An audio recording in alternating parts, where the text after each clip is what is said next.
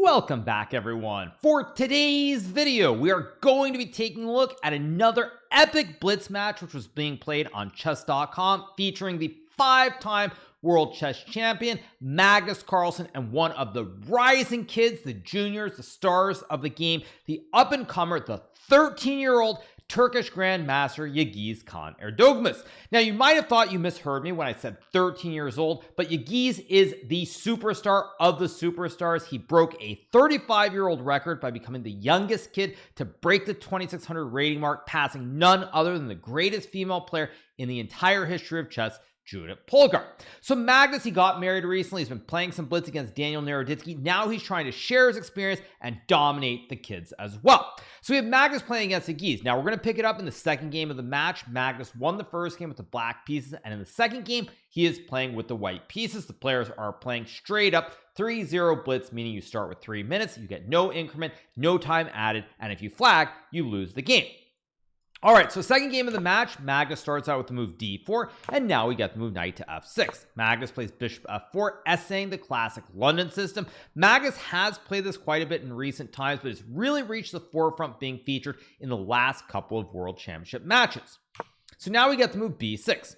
Magnus plays the move knight to f3, and here we get the move bishop b7, and Magnus plays the move e3. Yağız goes g6, and Magnus plays the move c4. Now, one thing that I've stressed in many of my videos in the past is that usually you want to play h3 to create the square for the bishop, but when black goes for the double fianchetto by putting the bishops on b7 and g7, it's not necessary here because after c4 and the move knight to h5, white can play bishop e5, attacking the rook, and after f6, bishop g3, let's just say black were to trade and go bishop g7. Now white can play bishop d3, immediately putting a lot of pressure on this diagonal and the open h file as well. So we get the move bishop g7. Now Magnus plays knight c3. Here we get the move castles and the move bishop d3. Now Magnus is not afraid of knight to h5 at any point here. It's worth pointing out that the various setups in the Londons do change over time, and as such, he plays bishop d3. We get the move d5, and here Magnus decides the castle's king. Erdoğmuş plays c5, Magnus trades on c5, and now we get the move queen b3. The game continues with queen b6, and now Magnus decides to take the pawn on d5. Here we get the queen trade, and now knight takes pawn, and Magnus goes for bishop e4. Now at this point, we're out of the opening phase of the game. We're in the middle game. It's a very imbalanced position because white has the doubled pawns here on b3 and b2. Black has a weak pawn on c5, but also you'll notice that black is very underdeveloped here. You have 1-2 pieces on their original squares. White has both of the active bishops here, so there are quite a few imbalances. So we get the move e6 here from Yağız to guard the knight on d5. If black were to take the knight after bishop takes bishop, knight e2, king h1, let's just say black were to take on f4, white can calmly recapture the knight, and now black is going to lose this rook in the corner and the game along with it. So we get e6. Magnus plays rook f d1 here, and now we get the move rook to d8. Same thing, if black were to take the knight here after takes and knight takes d1 here, white can take the knight, and still black is going to lose material. The rook is hanging on a8. If you play just a move like king h8, bishop takes rook, well, you'll notice that white has 1 2 3, black has 1 2. You're missing a bishop on the board, and once again you resign. Additionally, after rook takes d1, if black were to play knight d7 here, you simply take the rook, and after takes again, white has 1 extra piece. And if black goes for the move knight to a6 here, you simply take the knight, and after rook d8 and a move like rook b1, white has a bishop and a knight in return for the rook and should be much better. So we get the move rook to d8. Magnus plays the move h4, and now we get the move rook to d7, and here we have the move bishop takes knight. Erdoğmuş plays rook takes bishop, and now Magnus captures the juicer on a7. Now at this point, you'll notice that Magnus is simply up a pawn. We're seeing one of the effects that is well known in the world of chess, that being the Magnus Carlsen effect, where in endgames he simply mows people down. He wins games seemingly at will. So now we get rook b to d8, and here Magnus plays the move bishop takes knight. Now keep in mind, this is obviously a blitz game. There's no time added, 0 increment, so you can't really spend the time the way you would if you were playing with a 1 or 2 second increment, but it is worth pointing out that knight to a4 here would be a very strong move as you pressure the pawn on c5, and the rook is still pressuring the bishop and the rook on the 7th rank. So we get bishop takes knight. Erdoğmuş plays bishop takes bishop, Magnus trades the towers, and now we get the move knight takes bishop. Now you can tell here from the evaluation bar that something has gone kind of wrong from Magnus's standpoint, because after rook takes knight, takes, even though temporarily white has one extra pawn here, you'll notice that white cannot save this pawn on b2. You are going to lose this pawn on b2 no matter what, so material is going to become balanced. So Magnus decides to play the move b4, another way of sacrificing a pawn here. If you go king f1, bishop b2, material is even. Instead, Magnus plays b4, and after pawn takes pawn, now we get the move b3. Now both sides have 5 pawns on the board, 1 2 3 4 5, 1 2 3 4 5. Position should be pretty balanced here. Having said that, when you play blitz, especially blitz with no increment, having a knight can generally be very advantageous versus a bishop, mainly because the knights can maneuver all over the board. Now in blitz specifically, I would like to advocate, or I'd like to point out that in my opinion, knights are generally worth more than bishops, whereas in classical chess we know that bishops are supposed to be worth more than knights. And the reason is that with no increment, as I said before, the knights just jump all over the place and it's very hard to deal with the threats, whereas for a bishop, if there aren't any obvious threats like in this position and you're staring at empty diagonals, it's just not a very effective piece. So we get king f8. Magnus goes king f1, king e7, king e2, king d6, king d3, and now we get the move h6. Now h6 is a move designed to stop white from playing knight g5. If white were to go knight g5 right away, you're probably thinking black will lose one of the juicers, right? Well, here black has two options. First of all, you can just go h6, because if white were to grab the pawn after king to e7, it's spaghetti-o time. All of the squares are covered. This king covers these 2 squares, so you can't go that way. If you take, the bishop captures, you go here, bishop captures, you go here, bishop captures, you go back, pawn captures, so the knight is simply trapped and you will lose the game. Therefore, we get king d3. Now we have h6 being played. Magnus goes g4, and here we have the move bishop f6. Now Magnus plays move h5, and this is a very important point in the game, because here what you want to do when you're playing against a bishop, whether it's bishop's endgame, bishop versus knight, is most of the time you want to put the pawns on the opposite color of the bishop. So let's just say you get a position like knight e1 and h5, something like this, just to illustrate it here. Black can always spy the pawn on h4. It's on the same color as the bishop. There's a pawn in the way, so you can never move this pawn, and this is generally what you don't want. You don't want to create targets for the bishop. So when Magnus goes h5, at this point, now these pawns on the king side are on the opposite color of the bishop. Bishop can never touch the pawns. This pawn also on a light square as well. So black has to be very careful. We get king c5. Magnus plays knight e1, king d6, and now we get the move f4. And here Erdoğmuş plays bishop c3. Magnus goes knight f3, and now we get this move bishop to f6. Now probably you're thinking, well, Erdoğmuş has done nothing wrong. He's simply waiting with the bishop on the diagonal, should be fine. But this move is in fact a blunder, after which you are simply losing the game. Now this also speaks to one of the great hallmarks of Magnus Carlsen, which is his ability to win any drawn endgame no matter what is going on.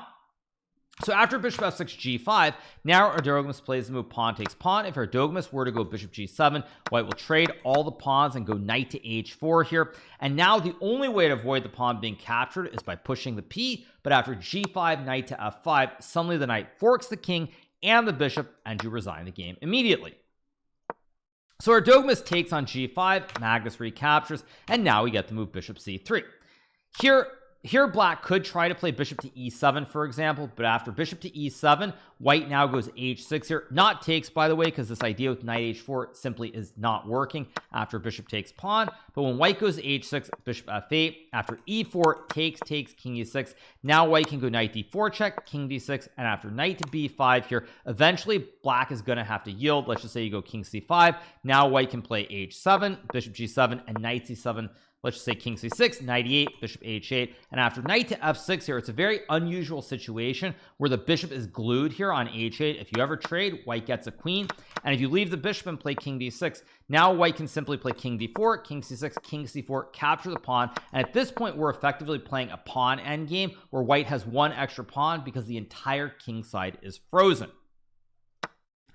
Erdoğmuş plays bishop c3 instead. We get takes, knight to h4, and now Magnus has achieved a winning position because the knight is going to grab this pawn on g6, and there's simply nothing that black can do.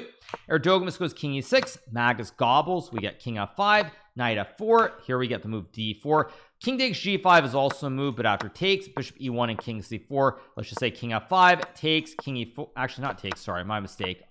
Right here, white can play e4. Let's just say black goes king g6. And now after king c4, white is winning the game. The reason that white should play e4 first, by the way, is that when you go e4, black has no way to get the king closer to the center of the board here. You have to move the king backwards or move the bishop away and lose the pawn on b4. But after e4, king g6, king c4, let's just say black goes king g5. White has 2 extra pawns here. King f4, there's knight d3, forking the king and the bishop. If you go back after knight d3, bishop d2, and b4, white has the wide peepos and will win the game. So we get d4, and now Magnus plays move knight to e2 here. A nice little finesse. There are many ways to win the game, but this is simply the cleanest, because now we get the move king takes pawn. If black were to take on e3 here, white can take on c3, and after takes, king d3, white runs his king to b4 and a5 and will escort the b pawn up the board. We get king g5. Now we have pawn takes pawn. Erdoğmuş goes bishop e1, and now Magnus plays the move king c4. We get king f5, knight c1, king e4, knight d3, bishop c3, and now after the move d5, we get bishop d2, and here Erdoğmuş simply decides to resign the game versus continuing on. At this point, white is simply winning because all the pieces are on the opposite color of the bishop. Bishop can't attack anything, and white will simply push the p up the board, keep going, run this king up. Let's say we get some position like this. You gobble here, move the knight, and you just start pushing the b pawn all the way up, and at this point, it's all but hopeless. So Erdoğmuş resigns this game after the move d6, and Magnus Carlsen gets a second win in a row. So Magnus now moves ahead by 2-0. He would win the third game, and the next game we're going to look at is the fourth game of the match, where Magnus is playing with the white pieces. So it's 3-0 Magnus's favor. He's running away with it, it seems. This kid is struggling, but let's see what happens in this fourth game. So we get e4. Erdoğmuş plays d5. We get takes, knight c3, and now the move queen a5. Now this is the classic Scandinavian defense. Now to give you guys an example of how much theory has progressed in modern times, this was an opening that I actually played about 20 years ago when I was a strong grandmaster already. I played it in the US Championship. I also played it, I believe, in a match against Sergei Karyakin from Russia, and at that time this line with queen a5 was considered to be relatively okay. But as we're about to find out, this is simply not okay in modern day, according to modern day theory. So we got d4, knight f6, knight f3, and now we have the move bishop f5, and here Magnus plays knight to e5. We get the move c6 here, a logical move to create the retreat for the queen against any threats like bishop d2, and let's just say a knight e4, where the queen can always escape to c7 or d8. After c6, we get bishop c4, trying to win the pawn on f7 here, and now the game continues with e6. Now Magnus plays g4, get bishop g6, and here he goes full all-in attack on the king side with this move h4. Now this is a line that I actually studied 20 or 21 years ago when I played Sergei Karyakin in Mexico. I in fact remember one of the blitz games I played against him. I don't think there's a record of that game where this did occur, and I got absolutely demolished at the time.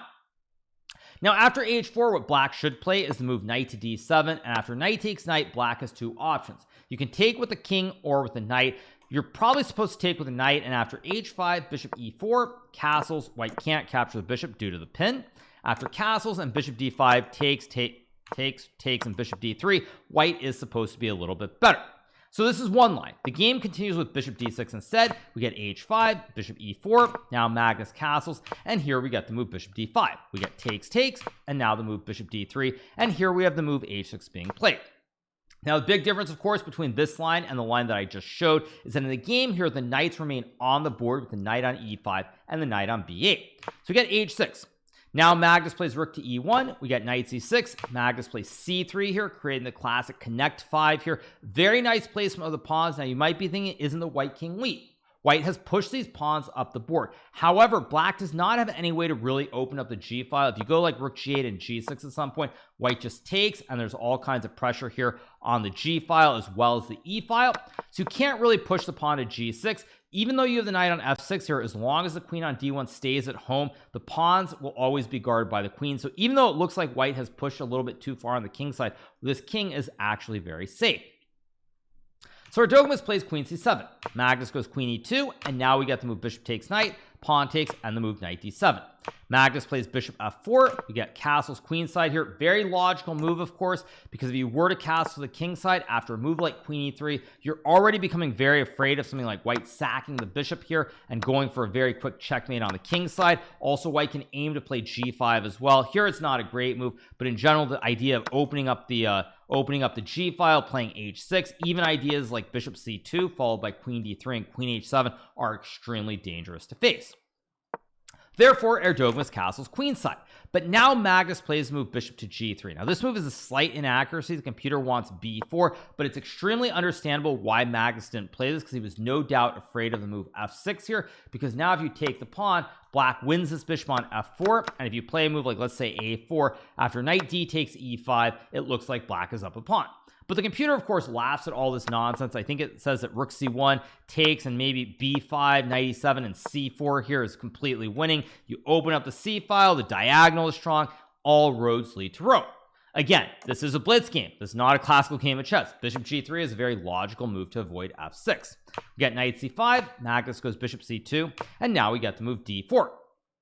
For Erdoğmuş, he's showing great understanding. Remember, this is a 13-year-old kid that Magnus is playing against, and he understands here that the bishops are actually not doing anything at the moment. This bishop is on an open diagonal. Bishop on g3, it's behind a pawn. Neither of these bishops have great scope, so now you want to open up the center of the board and use these knights to go after the bishop or the queen and pressure the white king potentially on the light squares around this king on g1.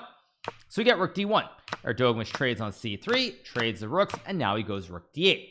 Now this move is a slight inaccuracy. Computer wants to move queen to a5 here, but it's understandable because Erdoğmuş is thinking, you know what? In this position, if I can get all the rooks off the board in the long run here, the knights can target these pawns much more easily than these bishops can go after anything that black has. So Erdoğmuş plays rook d8, but now Magnus plays the move rook to d6, and this is a strong move because the rook is on the square and it's outposted by the pawn. Erdoğmuş trades, and now he plays queen a5. Magnus goes queen f3, and now we get this move f6. Now this move is not a blunder by any stretch of the imagination, but the computer prefers knight to d8 simply because you keep these pawns on f7 and e6, knight guards the pawns, and the structure has some flexibility. So we get f6 instead. Magnus goes a4 here, and now we get to move king d7, and this is a serious inaccuracy. At this point, computer wants queen to d8 here, trying to pressure the pawn on d6, but most importantly, avoiding what we're about to see in the game, where if white were to play g5, you can simply take, because now if white goes h6, you take the pawn, and this queen will guard the pawn on f6. Instead, we get king to d7, and now Magnus breaks through with the move g5 here. If black takes, there's queen f7 check. If you take with the h-pawn, then white goes h6, and after takes. Now, once again, the pawn on h6 is weak. There's queen f7, queen g7, and the black king is in serious trouble. Erdoğmuş plays queen d8. Magnus trades on h6, and now he goes for the move queen to e3, and out of nowhere, very abruptly, suddenly Erdoğmuş has to resign the game because the queen is targeting the pawn and the knight, and when you play when you play b6 and queen takes h6 here, now let's just say black goes queen g8 to stop the checks on h7 or g7. White can simply go queen to g6 here, and after takes, you'll notice that this h-pawn is rushing up the board to h8. There really is no way to stop the pawn. You can maybe sack some material, but you're going to resign very soon as well. So very abruptly, we suddenly go from a position where Erdoğmuş is holding even with Magnus to one blunder, and suddenly Magnus wins again. So now Magnus is up 4-0. Magnus goes on to win 2 more games to lead by a score of 6-0. He has achieved the McDoption, as we like to call it, winning 5 games in a row. He's ahead by a score of 6-0. And at this point, you're thinking, is Magnus on his way to an adoption and crossing the 3,300 mark? So it's 6-0. Surely the 13-year-old kid he's struggling must be a little bit tilted, but will he show some resolve and put up some fight? Well, let's find out. So we got the move e4. Magnus plays d6. We get knight to c3, and now we have the move knight f6, and here Erdoğmuş plays d4. Magnus plays e5, and this is one of the pet systems that I remember Magnus playing a lot when he was somewhat younger. Didn't really play it so much in the super serious terms, but in a lot of online blitz games he would play, and that system is the classic Philidor's defense here, where you put the pawns on d6 and e5, and you bring out the knights very early. Erdoğmuş plays move g4, and this is a very aggressive, bold approach. Now, one thing that's amazing is that when I was growing up, white almost always played this move bishop to c4, followed by castles, something like bishop c4, bishop e7, and castles. But I want to say somewhere around like maybe 2006 or that time period, Alexei Shirov, a very famous grandmaster who almost played a world championship match against Garry Kasparov, came up with this great innovation of sacrificing a pawn. Now, of course, kids are very tactical. They study a lot of chess, so it comes as no surprise to me that Erdoğmuş probably has studied this line over and over, maybe even reviewed some chessable courses on this line, and he goes for the kill with the very aggressive move g4. Magnus captures, we get rook to g1, and now Magnus drops knight back, and here we get the move bishop e3. Now, the big argument in favor of the system for white is that even though you've given up a pawn on the g file, now your rook can spy this pawn. Normally, black wants to play bishop e7 and finish the development with castle, something like this. However, if you move the bishop to e7, you hang the pawn on g7, so you're going to have to waste time dealing with this pawn in order to castle the king to the king side. Magnus goes c6. Erdoğmuş plays move a4, and now we get the move h6 here. The reasoning behind Magnus playing h6 is that he stops white from ever going knight g5 to pressure the pawn on f7, usually in conjunction with a bishop on the c4 square. Game continues with queen d2. Magnus plays g6. Now we get castles. Magnus plays queen to e7, and here we get the move bishop c4. Now, at this point, the big issue for black is that you'll notice black is struggling to finish development. You have a rook and a bishop on their original squares, king and rook as well. Black can play bishop g7 here, but after bishop g7, white can now trade, play king b1, and you're still struggling here because if you castle, but first of all, you hang the pawn on h6, but there's also rook takes g6 here, and all of a sudden the g file is open and you are getting destroyed. Magnus goes knight b6. Now we get the move pawn takes pawn. Magnus takes, we got pawn takes knight, and here we have the move queen takes pawn. You're probably thinking Magnus effect. Again, another clean win for him. Now he is better here, but remember this is a blitz game, and so we get the move queen e2. Magnus trades, he goes bishop g7, and now we get this move e5. Now this is a move that I absolutely love, even if objectively it's a bad move, because it shows that Erdoğmuş is not afraid. He understands here that he is down a pawn. Magnus has a bishop combo. If Magnus can castle his king here, let's say king b1 and castles, black's up a pawn, the king can become weak on the b file, you have diagonals. All roads lead to Rome here for Magnus. He's on his way to a victory. There are no doubts about it.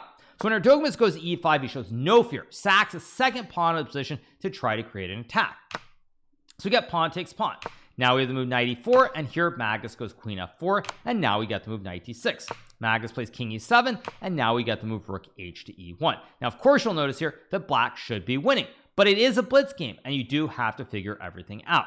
Magnus trades the queens, and now he plays his move rook to d8. Now this move is okay here. Computer actually prefers bishop g4, pinning the knight. Probably Magnus was afraid of either knight takes pawn, for example, or white sacking with this one. But after knight takes pawn and bishop takes rook, there really are no good fossils, because after takes and king d7, temporarily white is down a rook, but also knight is weak. The rooks come to the center immediately, and this is a losing endgame. Instead, we get rook d8. Erdoğmuş takes, we get takes, and now we have the move bishop e6. Now, this move is not necessarily the end of the world for Magnus, but if he had just simply gone king to f8 here and waited to push the pawn and develop the bishop, he would be much, much better. Instead, he plays the move bishop to e6. Now we get this move knight takes pawn, Magnus trades, and here he goes rook b8. But now after the move knight to a5, you'll notice that material is temporarily even. Now knight to c5 would have been the better move. Probably Erdoğmuş was worried about king d6 attacking the rook and the knight. So we get knight a5. Magnus plays rook takes pawn, and now we get the move knight takes, king d6, and we have the move rook to b5. Here Magnus trades the rooks, and now he plays the move a6. Now you will notice the bar has gone way down in the span of a couple of moves. The reason for that is after rook to b5, if Magnus plays the move rook to a2, after knight takes a7, rook takes a4, and rook b7, now black can swing the rook across the board, go after this h-pawn, and with the three connected pawns supported by the bishop, black should be winning in this endgame. Magnus trades, probably figuring, you know what, it's a kid, it's an endgame, I'm going to win no matter what. But after a6 knight d4, we get this move a5 here, and this is shockingly a mistake from Magnus. Now Magnus probably thought after takes, king e5, and something like king to e1, both sides have three pawns on the board, no shot at winning, I'm up 6-0, this kid has not put up much resistance, I can get frisky with a5.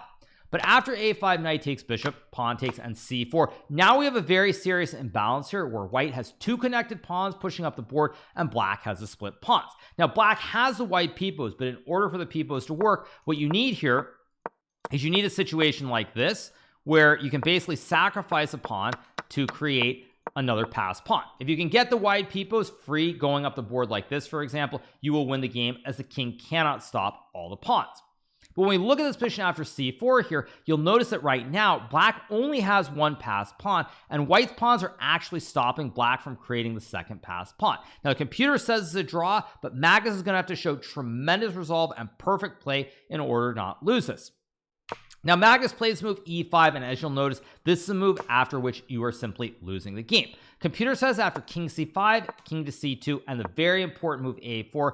After king to b2, black can play king b6 here, and after king a3, king to a5. The king is guarding the pawn on a4, but also you can't mobilize the pawns on the b or the c file. If you go b6, I just take. If you go c5, I take the one on b5. So the king is guarding this pawn and stopping both these pawns. And now if you play f3, black has the potential to create the two passed pawns once again by sacking either the e or the g pawn and pushing one of these pawns through to the end of the board.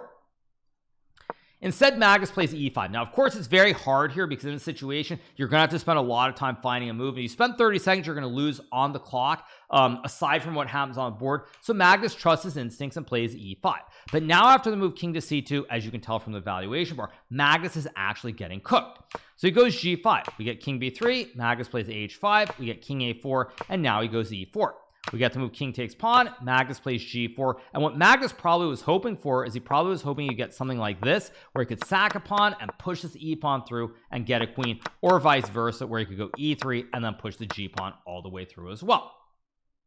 But as you can tell in this position, Magnus is still 1-2 moves away from getting a pass pawn here, and white's pawn is only 3 squares from queening, so white is simply much quicker. We get to move b6. Magnus plays h4. We get king to a6, and here Magnus resigns the game because after the move g3, white can simply take, and after takes e3, b7. If you go e2, white queens the pawn, checking the king, moves the queen back. You don't get a queen, and you lose the game. And if you were to play the move king c7, white goes king a7, and after e2 queen, it's the same situation where you lose the game. So Magnus suffers this heartbreaking loss in a game that he probably should have won, where he was leading the match by 6-0. This ruins any chance of adoption, and he's only ahead by the score of 6-1. Now, the score would be 6-1, but actually the players would play 4 more games, and in those 4 games, Magnus would score a whopping 1 draw, and he would lose the other 3 games, meaning that at the end of the match, Magnus would only win by a score of 7.5 to 4.5. Erdoğmuş shows great class, great talent. He is all but 13 years old, and he's playing as the greatest player of all time. And this is one of the reasons I think online chess can be so beneficial to the kids these days, because where else do you have that opportunity to play against such experienced players and really improve your game so quickly? So for Erdoğmuş, another opportunity to shine playing against best players. He's also given me a lot of trouble in recent times when I played him at Blitz. He is only 13 years old. He is only going to improve, and all I can say is that the kids, they are coming for those of us who have been around for a very long time. And frankly, it's really inspiring to see because the game is moving forward because of the contributions of those of us who play chess both online and over the board, but give these kids the opportunity to compete. So on that note, I hope you guys have enjoyed this recap of another fun Blitz match that Magnus played against the 13-year-old wonderkin Yağız Kaan Erdoğmuş from Turkey. If you're not already subscribed to the channel, make sure that you smash that subscribe button below, and we'll be back with some more great recaps, all sorts of content. But I hope you guys enjoyed it, and hope you guys have a great rest of your day. See you. Bye.